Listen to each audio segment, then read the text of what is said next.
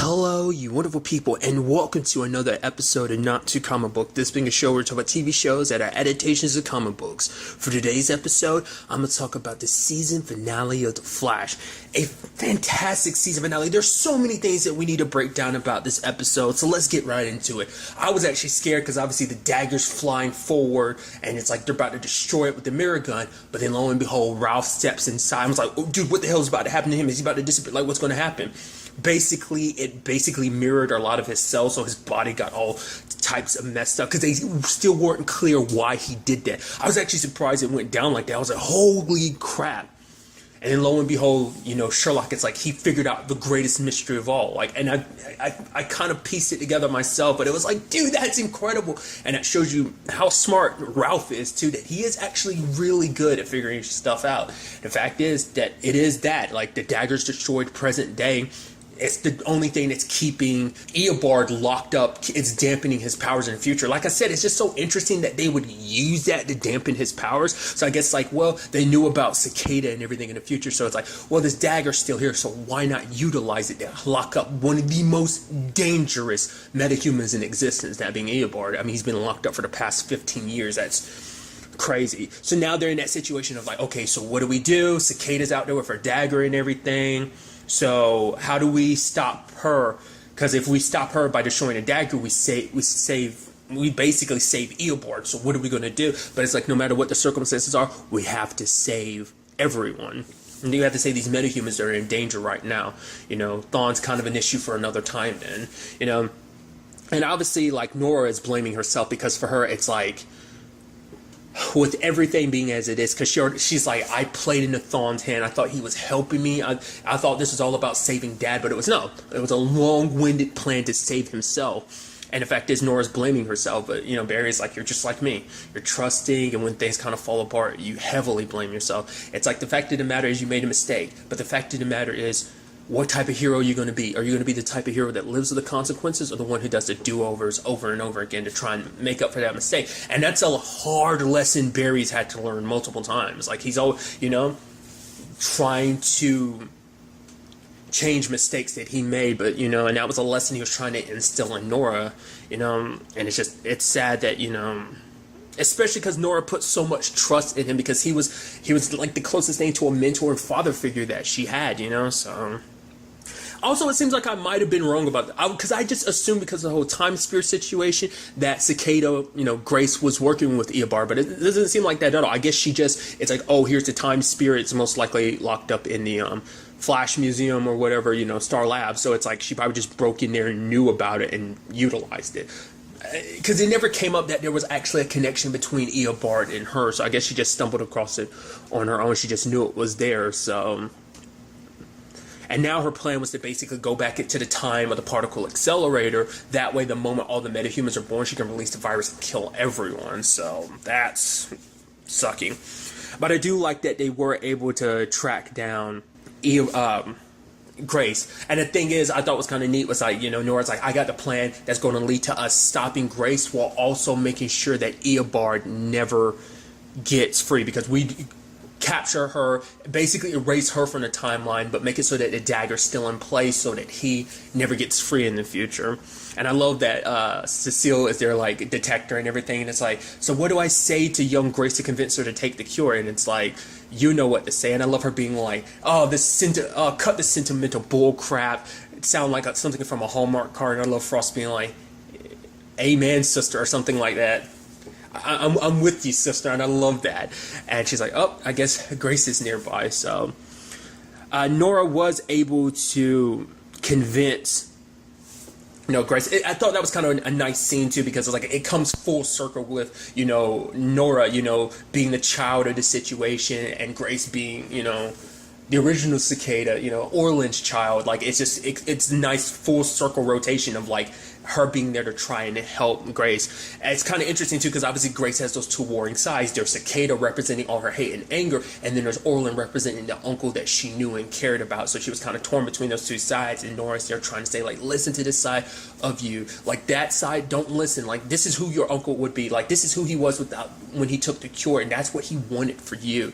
Because the fact is, you're hurting so many people going about things the way you are. So I also love while this was all happening, they had trapped Grace, and I love that she was kind of breaking through the thing that they had trapped her in, and I love that her throwing the dagger and it's literally bouncing all over the place, rapidly destroying like the shielding that's keeping her in. I thought that was pretty dope.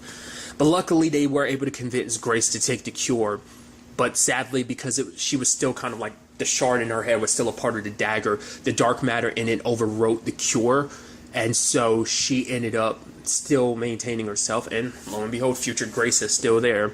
They literally had no choice but to destroy the dagger, in turn erasing future Grace because it changed her future now that she wasn't that person anymore.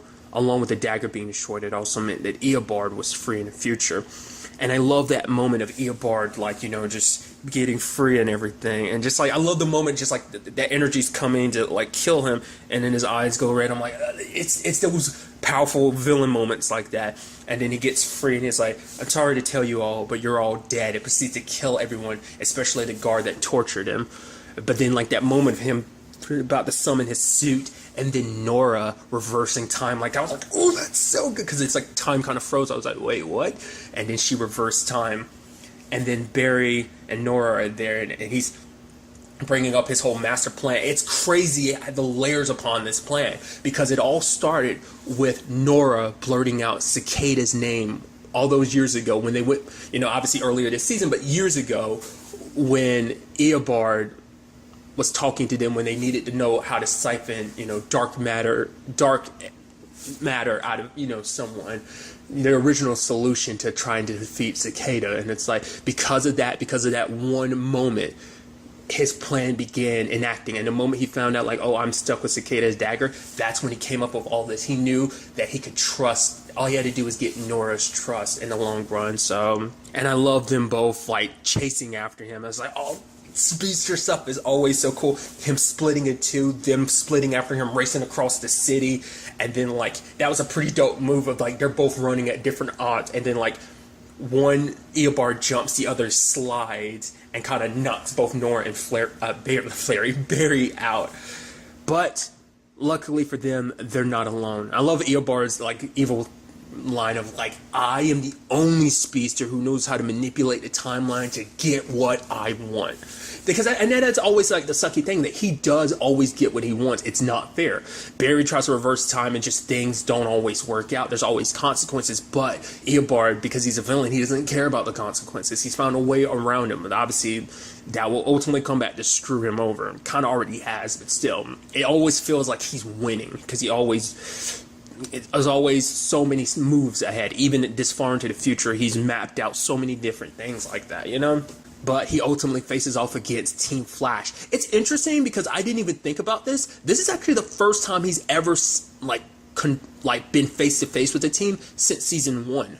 I just thought about that because he was like, all right, because I don't think they ever really crossed paths with Eobard. I think the only person who ever actually crossed paths with Eobard during the Crisis on Earth X crossover was Barry. So no one else had really any, well, other than like Kara and Oliver, but still it was mainly Barry from Team Flash. So this is his first time really meeting them since then, and he's looking like, oh, Ralph, you should be dead. And Ralph is like, I shouldn't be the only one, should I?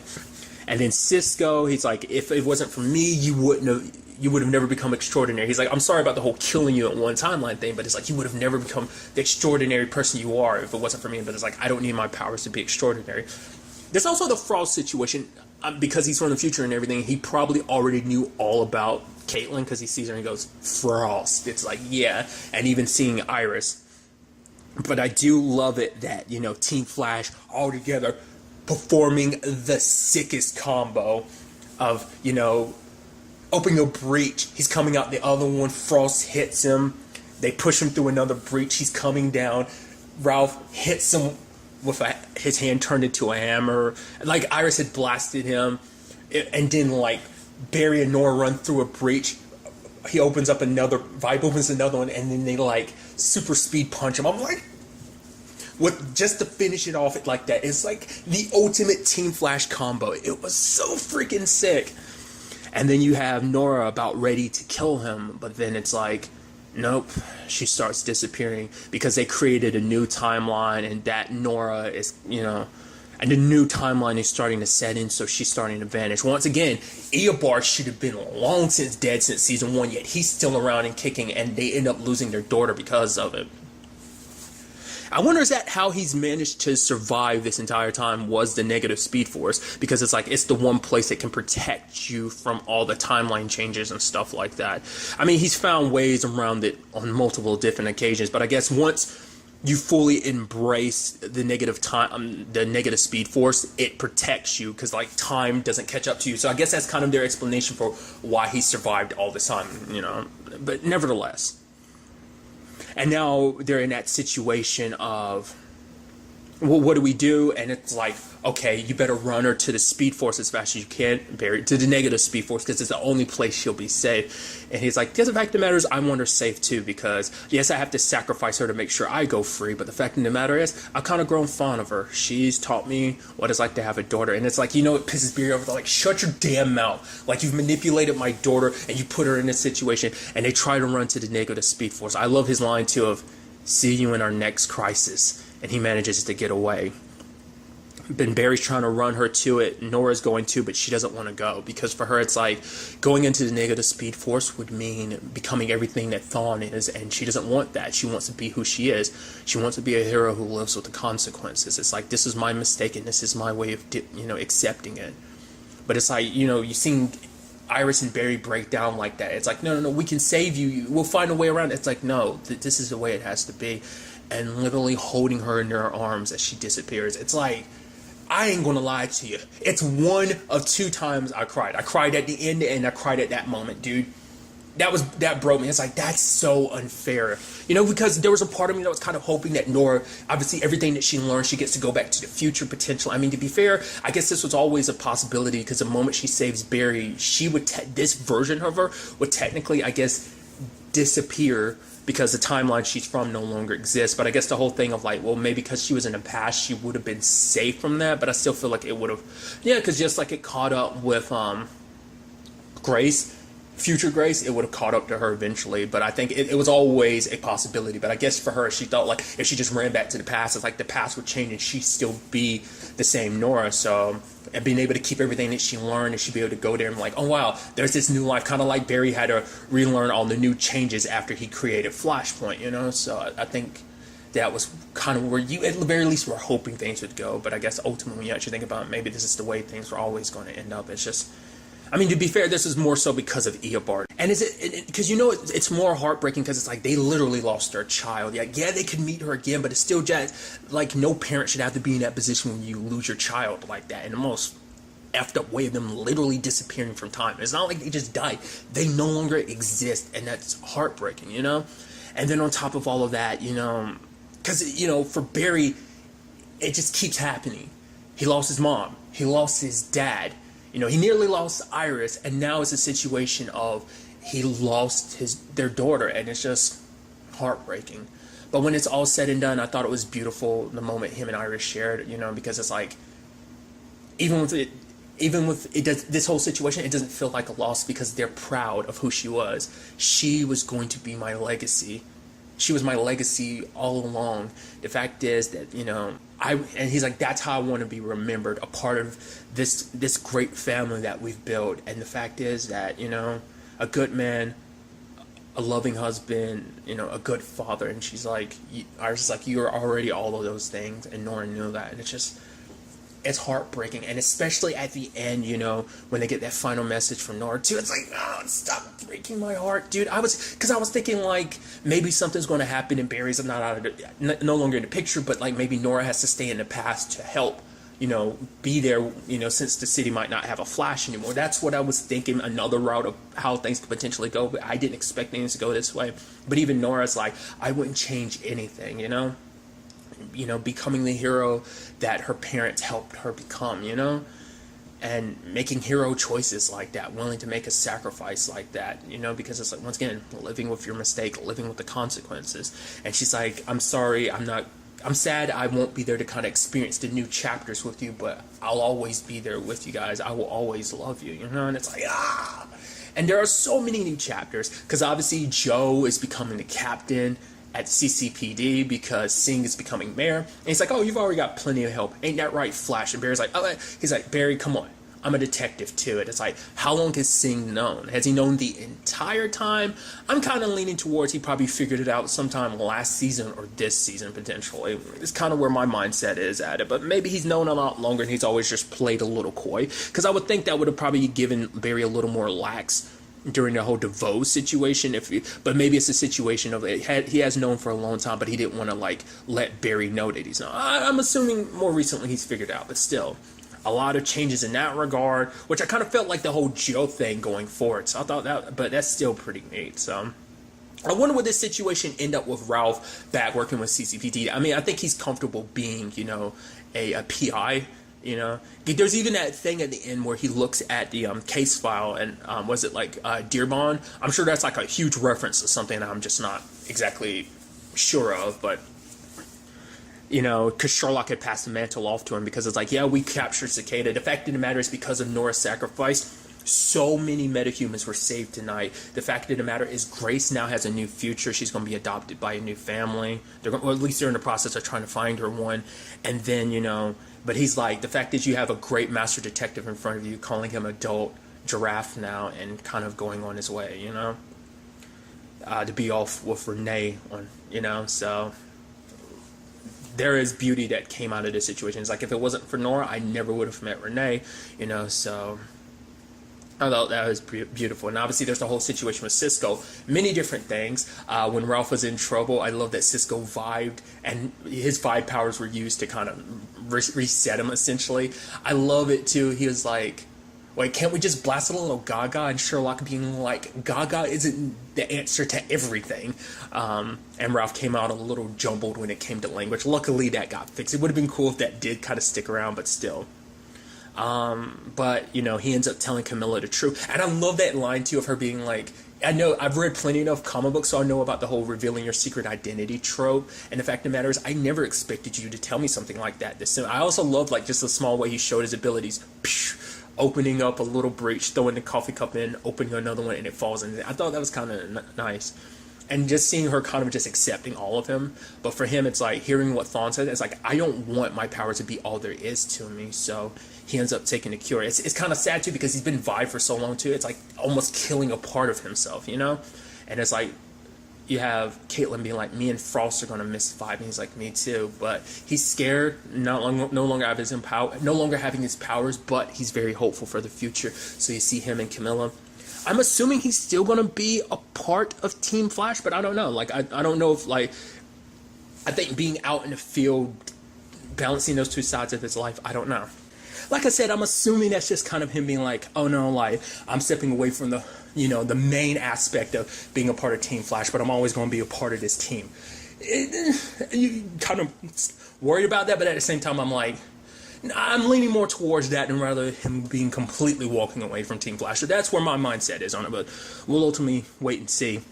But I did like the little gift he left Caitlin. We don't get to fully see it, but I think Frost kind of has her own suit now. I'm curious to see what it fully looks like and what that necessarily entails, because obviously Barry's suit has some special features and stuff like that, so I'm curious to see what her new suit has. Because obviously we were going to most likely be seeing Caitlin kind of out there more on the forefront, especially now that, they're kind of down, one meta on their side, that being Cisco. So, like I said, it's just, I love this whole conversation of legacies and stuff like that. Because obviously, I talked about it in the my review of Arrow Season 7's finale of like what that means going forward and then everything.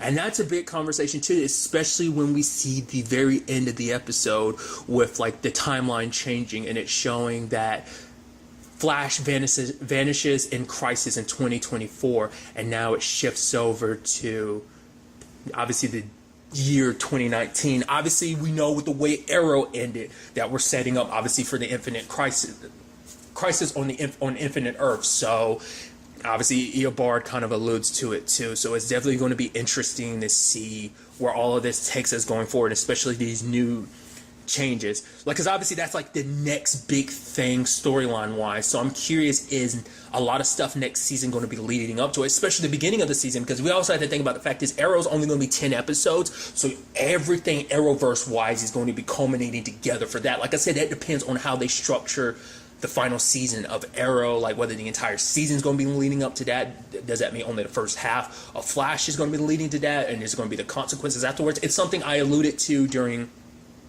my Arrow review too, was like the whole aspect of the message he had left for Nora, and like him being someone we're not familiar with. I think that was him leaving that message to her just in case things didn't work out. It's like, and the heartbreaking probably thing is that the crisis probably is going to end up happening right when Barry ends up, you know, finding out that him and Iris are pregnant. I'm also curious too, because, you know, it's probably going to be like some timeline changes, because I think typically in the comic books his daughter's name is Dawn, so we might have this switch where instead of being Nora, they're going to end up having Dawn instead. That might be that even be more tragic that way, you know. But you know, but hopefully things still kind of play out the same way that they do keep, you know, get Nora, and obviously, you know, Iris learns from her future mistakes of like, I don't need to hide, you know, I know how to, I'm trying to protect Nora in the future, but I need to handle things differently. I see the person she is, what she's capable of being as a hero, so I can't take that away from her. So it's definitely going to be interesting to see what this all means going forward. Obviously, the show has been renewed for a 6th season, so I'm so curious to see what that all entails, where that's all going to take us going forward.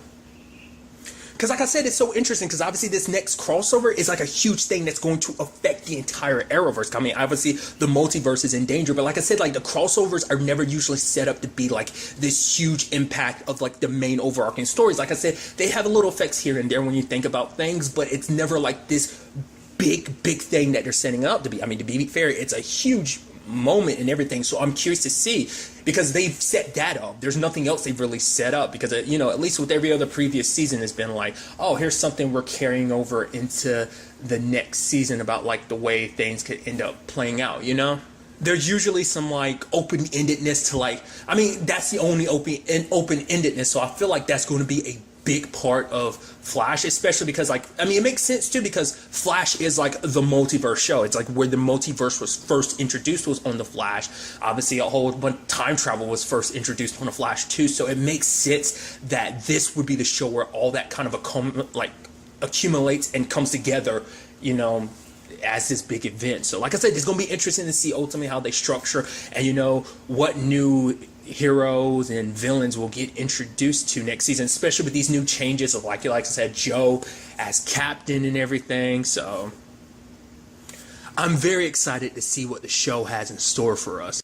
Well, to be fair, I also have to think about the fact is, it is obviously a lot of things have changed because a new timeline has been created. So obviously, well, that could lead to new villains being created, a lot of villains showing up sooner than they were originally supposed to, because obviously Barry's timeline, just in its natural state, was been messed up since the beginning because of Eobard. So much has changed. So nothing's 100% set in stone. So I guess it's not just the crisis that they're setting up. There's also the aspect of everything going forward is unknown, just because the timeline is constantly in flux. So we might end up seeing, I mean, hopefully there's some part of me that's wondering, like, could we potentially see Nora return in some shape or form? Maybe she's not necessarily the same Nora. Maybe, like I was bringing up before, maybe some shape or form, like her new name is Dawn or something like that. You know, she's a little different. Not unless Nora's, well, because her name's Nora West Allen, so I was about to say, not unless her middle name ended up being like Dawn. Maybe I don't know. I don't know if that ever came up or not. I don't know if names work like that necessarily. Either way,